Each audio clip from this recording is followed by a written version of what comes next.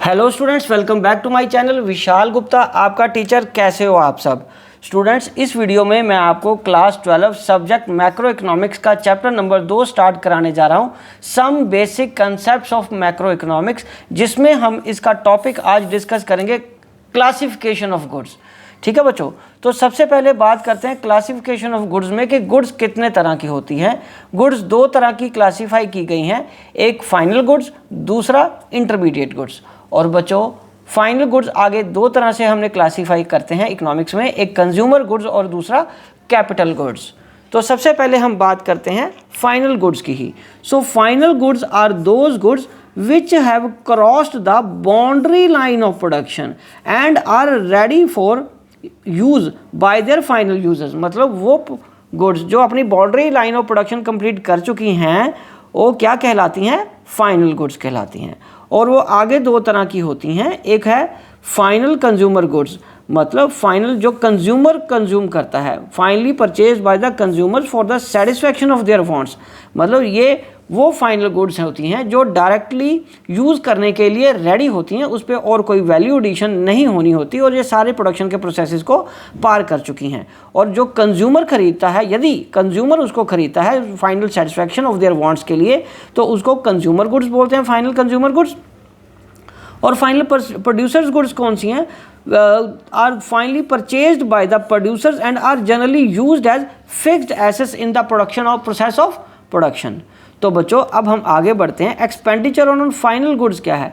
एक होता है कंजम्पशन एक्सपेंडिचर, दूसरा होता है इन्वेस्टमेंट एक्सपेंडिचर।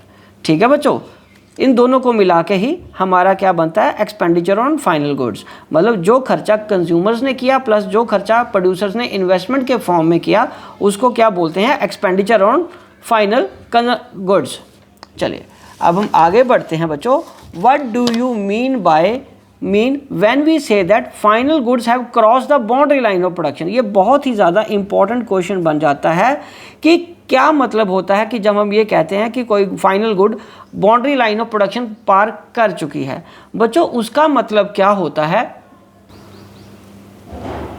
उसका मतलब होता है we mean that those goods are out of the process of production और the process of value addition. मतलब वो प्रोडक्शन के प्रोसेस से बाहर आ चुकी हैं और उस पर अब कोई वैल्यू एडिशन और नहीं होगा। It is also important to note that only final goods are included in the estimation of national product और नेशनल इनकम। और ओनली फाइनल गुड्स जो हैं वही नेशनल प्रोडक्ट के या नेशनल इनकम में काउंट की जाएंगी। चलिए अब हम आगे बढ़ते हैं। दूसरा टाइप ऑफ गुड्स कौन था हमारे पास? Intermediate good. ये जो हमारा फाइनल गुड वाला हमने पढ़ लिया, जिसमें दो आगे कंज्यूमर गुड्स और कैपिटल गुड्स। और अब हम बात करेंगे इंटरमीडिएट गुड्स की। तो बच्चों intermediate goods are those goods which are purchased by one firm from the other firm as raw material as goods for resale. ठीक है बच्चों, and these goods are not to be included in the estimation of GDP. और ये GDP में add नहीं किए जाएंगे because value of intermediate goods ultimately become the part of value of final goods. क्योंकि वैल्यू ऑफ इंटरमीडिएट गुड्स जब वो final बन जाएंगे तब ऐड हो अपने आप हो जाएगी, तो इंटरमीडिएट की कॉस्ट को अलग से नहीं लेते। तो एक्सपेंडिचर ऑन इंटरमीडिएट गुड्स कौन सा क्या कहलाता है? उसको इंटरमीडिएट कॉस्ट कहते हैं हम। ठीक है बच्चों, चलो अब हम आगे बढ़ते हैं। एक अनदर इंपॉर्टेंट टॉपिक और इंटरेस्टिंग टॉपिक एज वेल ये है कि सेम गुड में बी फाइनल और इंटरमीडिएट। बच्चों सेम गुड फाइनल गुड भी हो सकती है और इंटरमीडिएट भी हो सकती है। अरे ये कैसे? It is not possible to name one set of goods as final goods and another set of intermediate goods. मतलब कहने का कि हम ये डिफाइन नहीं कर सकते कि कौन सी गुड फाइनल गुड होगी और कौन सी गुड इंटरमीडिएट गुड होगी। कोई भी गुड चाहे वो सेम गुड ही हो, किसी एक सिचुएशन में वो कंज्यूमर गुड हो जाएगी और दूसरी सिचुएशन में इंटरमीडिएट गुड हो जाएगी। द सेम गुड में बी फाइनल और इंटरमीडिएट। या distinction depends upon the end use of the goods. और इसके एग्जाम्पल क्या लिए? शुगर। अगर शुगर उसको हाउस होल्ड खरीदता है, हाउस होल्ड सेक्टर वाला खरीदता है, हम खरीदते हैं, अपने घर में लाते हैं फाइनल गुड को यूज़ करने के लिए, as a final good use होगी वो। और यदि कोई प्रोड्यूसर सेक्टर वाला उसको खरीदता है अपनी दुकान में चाय बनाने के लिए, या उसको अपनी स्क्वैश में डालने के लिए, अपने कोल्ड ड्रिंक में डालने के लिए, माजा फ्रूटी बनाने के लिए, तो वो क्या कहलाएगा बच्चों? वो प्रोड्यूसर गुड हो गया। Sugar is a sugar, sugar अपने आप में फाइनल गुड है। शुगर अपने आप में क्या हो जाती है? जब फाइनल गुड बन जाती है तो दो उसके ऑप्शन होते हैं। जहाँ तो हाउस होल्ड खरीदेगा तो फाइनल गुड हो जाएगा, और ये जो प्रोड्यूसर यदि उसको खरीद रहा है तो वो फाइनल गुड नहीं रहेगा, तब वो इंटरमीडिएट हो जाएगा, क्योंकि अब इस केस में अब वो वैल्यू एडिशन उस पर होगा। ठीक है जी, समझ लगी मेरी बात? तो ये दो डिस्टिंक्शन करना समझना आपको बहुत ज़रूरी है। चलिए अब हम आगे बढ़ते हैं बेटे, इंटरमीडिएट गुड्स और फाइनल गुड्स के डिफरेंस को अंडरस्टैंड करते हैं। ठीक है बच्चों, तो सबसे पहले हम बात करते हैं मीनिंग की इंटरमीडिएट गुड्स की और फाइनल गुड्स की। तो which are used in the process of production, वो क्या हो गई? फॉर या परचेज फॉर रीसेल, वो इंटरमीडिएट गुड्स होगी। Purchased by producer consumers for final consumption और बाय प्रोड्यूसर्स फॉर इन्वेस्टमेंट। ठीक है, ये फाइनल गुड्स हैं। और प्रोडक्शन बाउंड्रीज और क्या है, इसमें नहीं कंप्लीट होती, फाइनल गुड में कंप्लीट हो चुकी हैं। वैल्यू एडिशन, अभी इसमें रहता है वैल्यू एडिशन होना, लेकिन फाइनल गुड का वैल्यू एडिशन हो चुका है। ठीक है बच्चों, अब हम इसमें बात करेंगे estimation of national income, not to be included in national income and to be included in national income. ठीक है जी, इंटरमीडिएट गुड्स नेशनल इनकम में नहीं आती और फाइनल गुड्स नेशनल इनकम में आती हैं। बच्चों ये बहुत इंटरेस्टिंग और इंपॉर्टेंट डिफरेंस है, इसको आप ज़रूर याद कीजिए। ठीक है बच्चों, चलिए अब हम आगे बढ़ते हैं। कंजम्पशन गुड्स या कंज्यूमर गुड्स कौन कौन सी हैं बच्चों? कंजम्पशन गुड्स वो जो हम कंज्यूम करते हैं, और वो आगे पहला उसका टाइप आता है बच्चों ड्यूरेबल गुड्स। बच्चों ड्यूरेबल गुड्स की अगर मैं बात करूं तो ड्यूरेबल गुड्स में सबसे पहले क्या आ रहा है? Which can be used for several years, which can be used for several years and are relatively of high value. ठीक है, several years and high value की होती हैं। For example TV, car, scooter etcetera. और semi durable goods कौन सी हैं? Which can be use for a period of 1 year slightly more, या एक साल से थोड़ा ज़्यादा होता है, and are not of very high value for हमारे क्लोथ्स हो गए, seasonable furniture, electrical goods etcetera.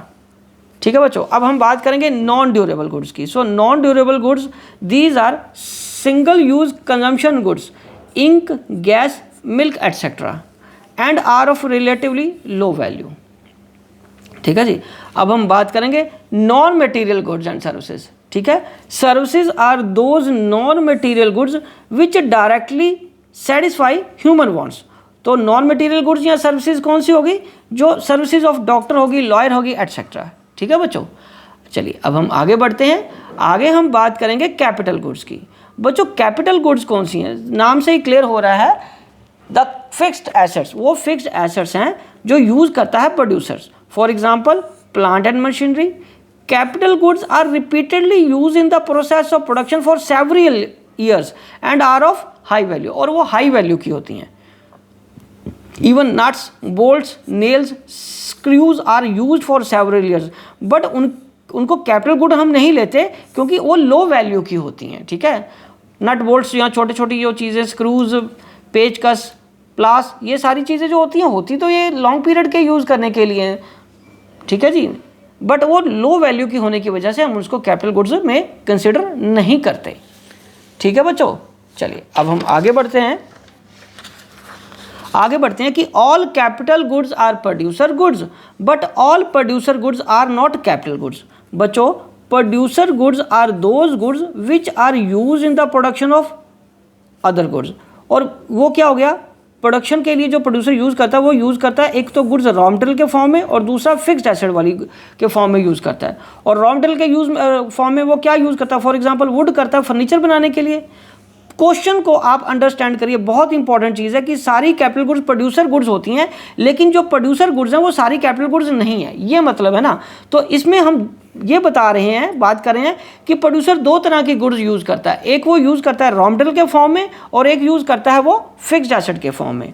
और unlike fixed assets of the producer goods used as raw material are not durable goods. और फिक्स्ड एसेट्स तो durable goods हैं, but जो raw material के रूप में हम यूज़ करता है प्रोड्यूसर वो नॉन ड्यूरेबल हैं। और these are single use producer goods and these cannot be repeatedly used in the process of production. Thus the same wood cannot be repeatedly used to make furniture. ठीक है बच्चों, और fixed asset on the other hand are repeatedly used in the process of production. These are durable use producer goods. और वो क्या होती हैं? These are durable producer goods. ठीक है बच्चों, और these others while all capital goods are producer goods and all producers goods are not capital goods. ठीक है बच्चों, अगर ये क्वेश्चन आए तो आपको ये चीज़ लिखनी है. तो आप मैंने बहुत सिंपल सी लैंग्वेज और वर्ड्स की चॉइस की है ये नोट्स बनाने के लिए, ताकि आप भी आपको इसको देख के अपने नोट्स पूरे कर सको. ठीक है बच्चों, तो चलिए एक और इम्पॉर्टेंट डिफरेंस हम यहाँ बात करते हैं कंजम्पशन गुड्स और कैपिटल गुड्स का. बच्चों ये जो असर्शन बेस वाले क्वेश्चन या स्टेटमेंट वाइज वाले क्वेश्चन आते हैं ना, स्टेटमेंट 1 स्टेटमेंट 2, तो इन दोनों का कंपैरिजन भी आपको आ सकता है. ये भी इंपॉर्टेंट, इसलिए भी ये इंपॉर्टेंट होते हैं. तो हम बात करते हैं सबसे पहले basis satisfaction of wants. It consumption goods leads to direct satisfaction of human wants and capital goods don't lead to direct satisfaction of human wants. ठीक है बच्चों, and life time of use क्या है? These goods consumption goods are life time goods होती हैं और these goods are life span more than 1 year. मतलब consumption goods, these goods have limited life span, इनका लिमिटेड लाइफ स्पैन है और ये 1 साल से ज़्यादा यूज़ होती हैं कैपिटल गुड्स. और नेचर ऑफ डिमांड, इनकी डायरेक्ट डिमांड होती है और इनकी डिमांड डिराइव की जाती है. मशीन की, किसी एक पर्टिकुलर मशीन की डिमांड डायरेक्ट डिमांड नहीं होती, वो जब उस तरीके के प्रोडक्ट की डिमांड आती है तो उस मशीन की डिमांड को ड्राइव किया जाता है. ठीक है बच्चों. Nature of expenditure called consumption expenditure and उसका कैपिटल का कॉल्ड इन्वेस्टमेंट एक्सपेंडिचर. और उसके बाद इकोनॉमिक इम्पैक्ट. इकोनॉमिक इम्पैक्ट है higher production leads to higher level of welfare of people and higher production capacity of the economy. ये capital goods में है. मतलब जितने ज़्यादा कंज्यूमर गुड्स बनेंगे वो हायर लेवल ऑफ वेलफेयर देगा लोगों को, और जितने कैपिटल गुड्स ज़्यादा देंगे वो हायर कैपेसिटी होगी इकोनॉमी में. तो ये बहुत इंपॉर्टेंट डिफरेंस है. लास्ट टाइम मैं पढ़ाता हूँ आपको, पहले इसको आप अंडरस्टैंड करिए, इसको देख के नोट्स बनाइए. बच्चों आपके पास टेक्नोलॉजी का सहारा है, आप वीडियो को स्लो करके पॉज करके भी अपने नोट्स पूरे कर सकते हो. सो अब ये कहने की बात ये है कि both these expenditure are part of GDP. मतलब कंजम्पशन गुड्स का एक्सपेंडिचर और कैपिटल गुड्स का एक्सपेंडिचर क्या चीज़ है बच्चों? जीडीपी का पार्ट होते हैं, मतलब नेशनल इनकम का पार्ट होते हैं.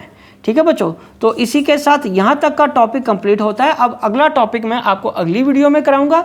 तब तक आप इसको देख के अपने नोट्स बनाते रहिए और अपना सारा कोर्स कंप्लीट करते रहिए. Wishing you good luck.